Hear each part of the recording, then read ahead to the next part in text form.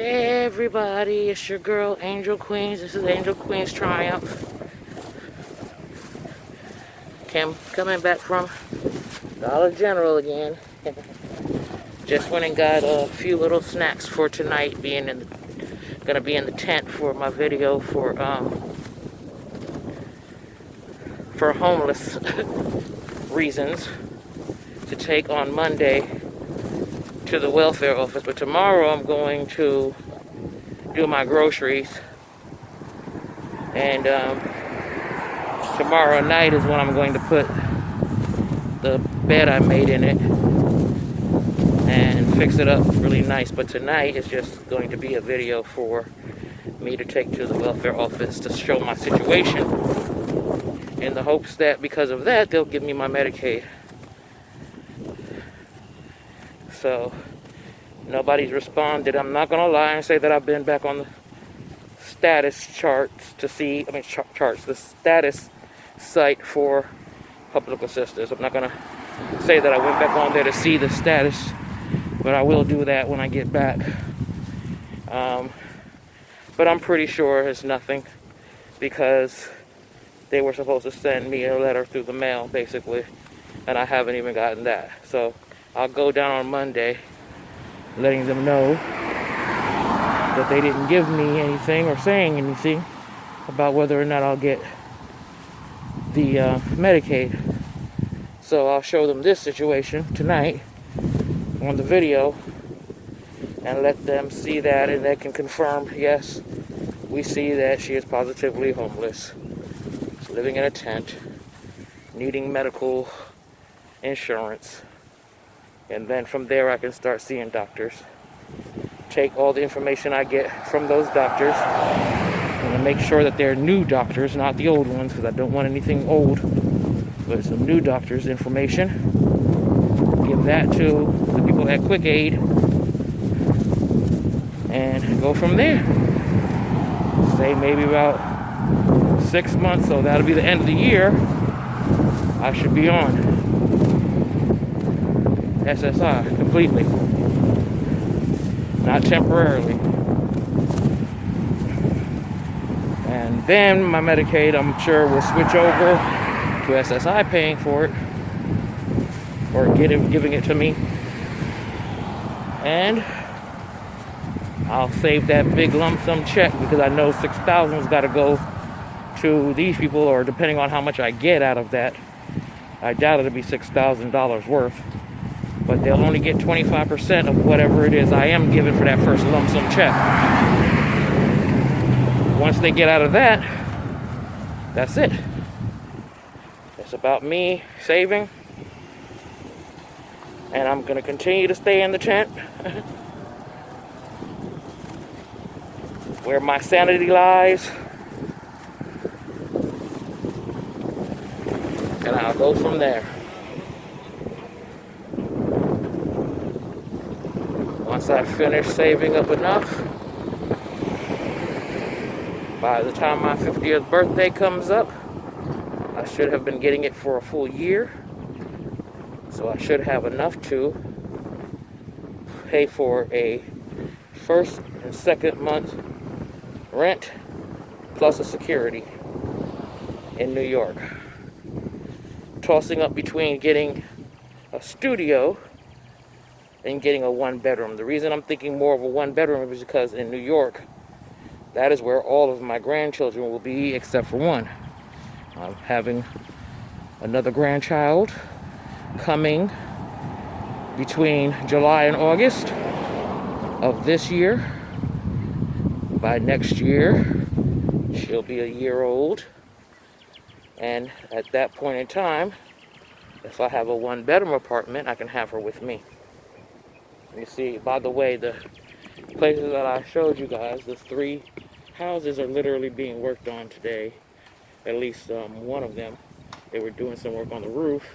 Sounds like they're doing work on the middle one. So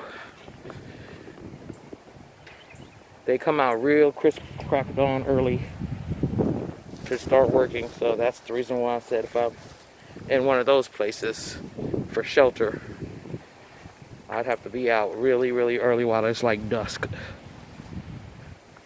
But anyway, yeah, so that's what's happening right now. That's the plan, that's the goal, and that's what I gotta reach. But I need to be healthy enough to do it, because traveling back to New York is not going to be an easy feat. I'm pretty sure by then my nephew's supposed to be gone.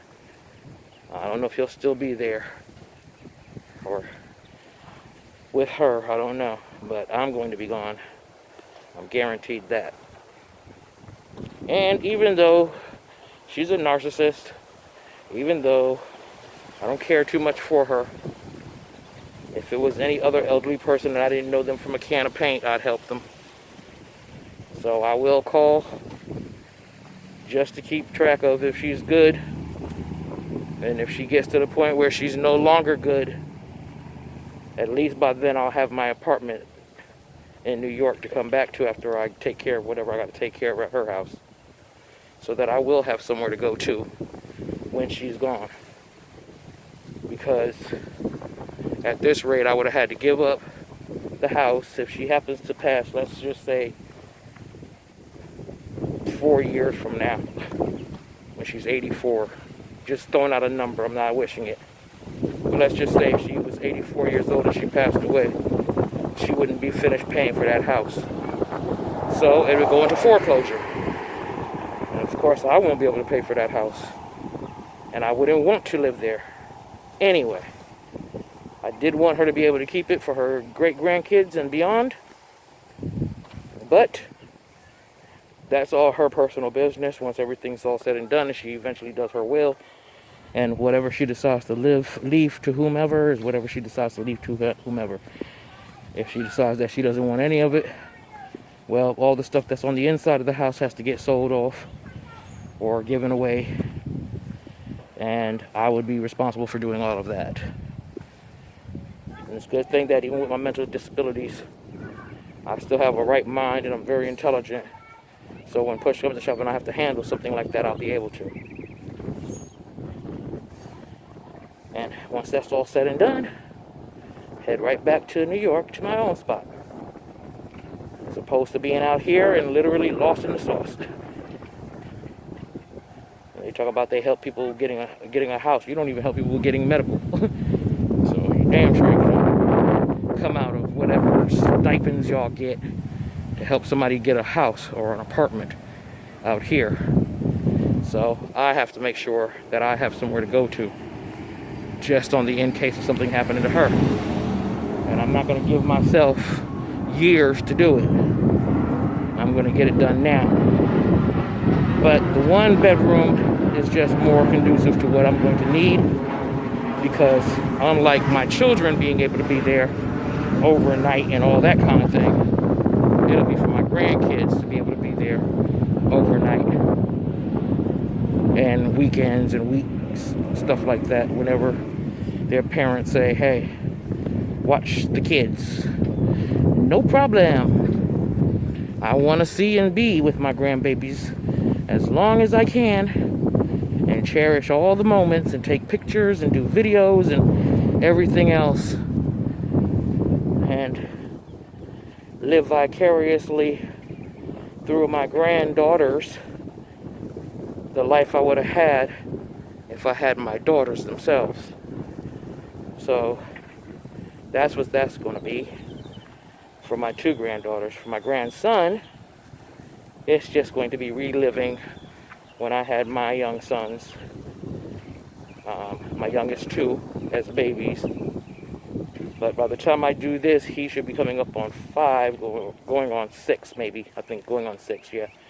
Because if I have this done within a year, he's 3 now, and I'm back in New York by before the end of next year, then he will be coming up on 5. And my granddaughter, that's already here, will be going on 7. And my newest grandbaby will be coming up on, or a little bit after she's 1. So, yeah. that's the goal. That's the plan. Now I just need it to work out. And all God's calling, it's His will be done. But He knows that that's what my intentions are, and they're pure and good. So hopefully I'll be granted these wishes, like I'm rubbing a genie, these wishes of mine. And once I accomplish those things, I can breathe easy.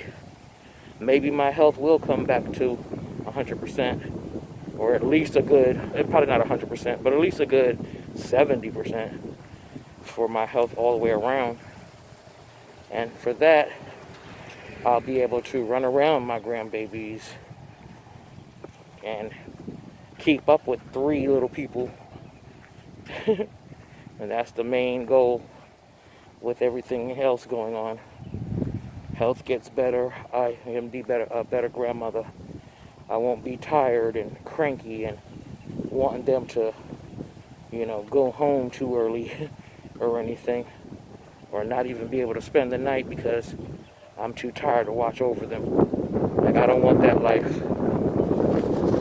If I'm out here, I can guarantee I won't even see them at all.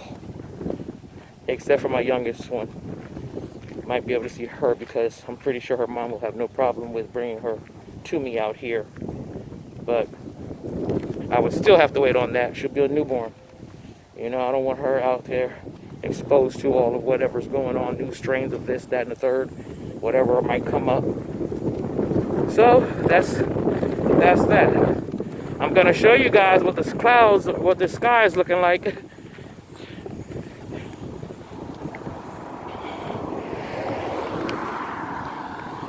Looking real ominous. But then there's blue skies right behind them. So those clouds are filling up with water, so if I get some rain tonight, that'll be good. That'll actually be really, really good. Because I'll be in it, knowing what I'm going to be able to deal with. I know it probably won't it won't pour down like it was doing yesterday. But if it does, either way, once again, it'll be a good testing of what I can deal with on the inside. I already got the bags ready, the ones that have the Clorox and lemon scent, and the Clorox actually infused in the bag. I'm going to put those down at the bottom underneath all of the plastic, but on the inside, not outside. And that just helps with if and when it does get wet on the inside, on the bottom, it won't start smelling because the Clorox in the bag should neutralize any kind of thing that's like a mold or anything else trying to grow in there. That's what I did the last time. But since I wasn't actually in it this last time, it was just to be able to check it. And everything, like I said, panned out pretty well. I just sopped up what water I did show with a towel, sprayed it with some Lysol down there underneath the plastic, so that also helps. But I'm not going to constantly come out and spray up underneath it every time it gets wet. So that's what the Clorox bags are for.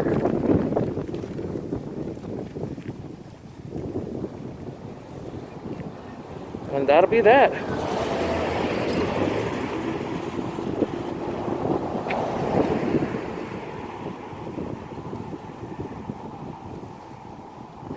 Well, I'm almost back, and so I'll probably